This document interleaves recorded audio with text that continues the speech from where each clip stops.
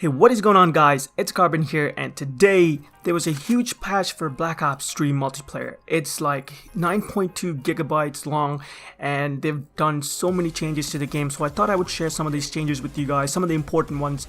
I'm not going to go through every single one of them because there's obviously way too many changes they've done, but I'll put a link in the description to Activision support page. You can go ahead and check out each and every change they've done. So first off, guys, the very first change they've done is obviously they've added support to the new map packs that are coming out tomorrow, the Awakening DLC. So they've added support for that. Alright, here's the main changes, alright?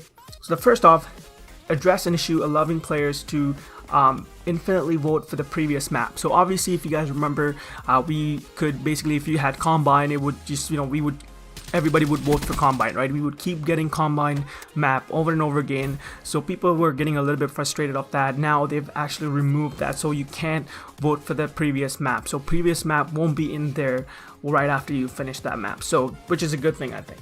Alright, so for general gameplay, fix an exploit that allowed players to move faster by sliding just before landing from a jump.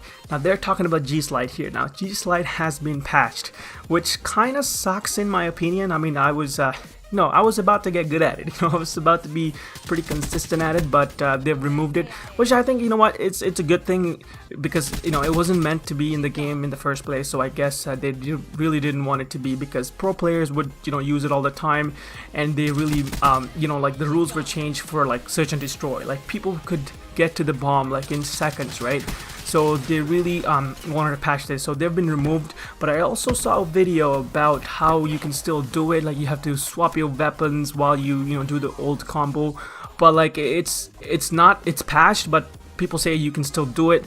But I highly doubt it. It's gonna stay the same. They're gonna patch it again and again if people come up with different ways. So they definitely don't want that to be in the game. All right.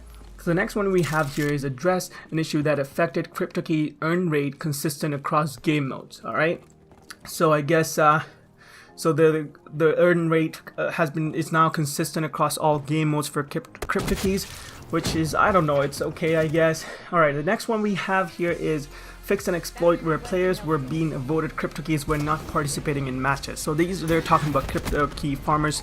So if you guys didn't know, if you were to play gun game or something, they would be, if they were inactive, they could still earn crypto keys. They would lose games over and over, but just because they were, they played the whole game, they would still get awarded crypto keys. Now, if you weren't active in the game, now you can't basically get crypto keys anymore. So crypto key farmers, that's the end of it. So they've patched this, which is good, I think. And also they have adjusted the spawn logic for lightning strike to be better match the blast radius, and then also they adjusted spawn logic in TDM and kill confirm to increase the chance of spawning with your team. And also they have, for the combat record, now players can view other players' combat record by selecting the player and choosing view combat record from the player details menu. I think that's a good one, because now you can actually go over, like if you see someone online, if you want to see their stats and stuff, you can basically go over to their name and just press options, and you can see their combat record, and you can check out their KD and all that, so which is good. And also players can now compare stats with friends in the combat record, so that's good. Alright, so let's talk about specialists. Now they've buffed and nerfed some specialists here. For the specialist, Nomad, increase reject stand-up speed. That's good. They've buffed it a little bit. And for the Reaper, equalize footstep audio volume to the same audibility of other specialists. And also for the Spectre, reduce the leftover specialist power available if player died while activating the Ripper. So if you guys remember, in one of my previous videos I said if you use the Ripper and if you died while you're using the Ripper, then the charge would stay the same, right? So now what they've done is they've actually decreased that reduced the leftover specialist power. So now it takes a little bit more time to get it back. So it would take more time to get the ability back, so which kind of sucks. So they've nerfed it a bit. Alright, so for the creator class, for general fine-tuned rapid fire effectiveness across all weapons.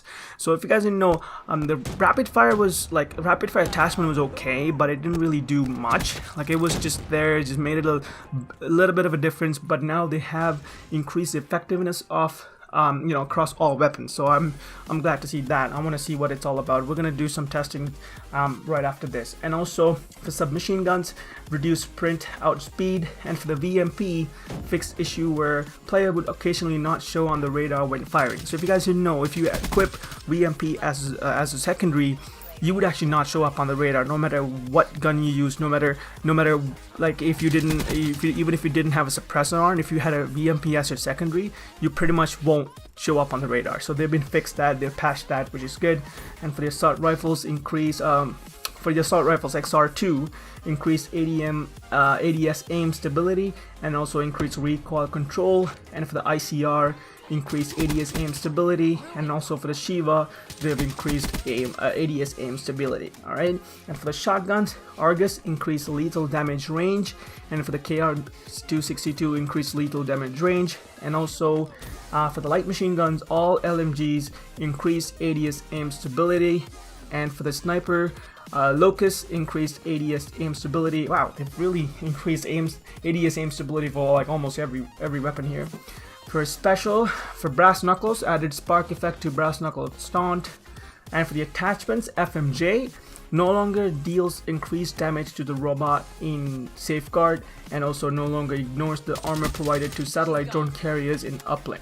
Alright, and for the awareness perk, reduced audible range bonus. Okay, so they have nerfed their air awareness perk a bit, so kind of sucks. Alright, we have score streaks here. Cerberus, increased health of dropshift, increased AI targeting speed, increased AI accuracy, increased AI damage, increased missile accuracy, increased missile projectile speed. Holy crap, they've done some changes to that one.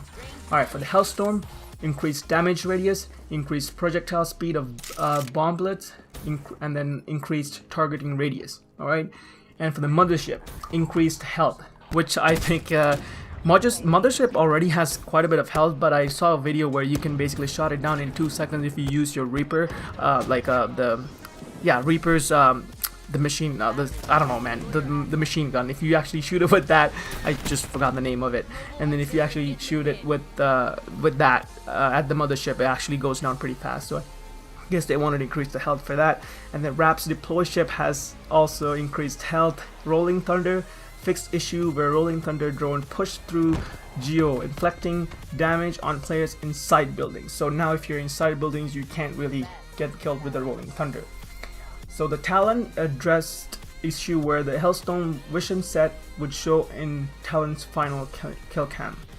Alright, and for the GI unit, increased GI unit drop ship flares by 2, increased health of the drop ship, and increased duration to 90 seconds. So it increased the GI unit duration, which is good.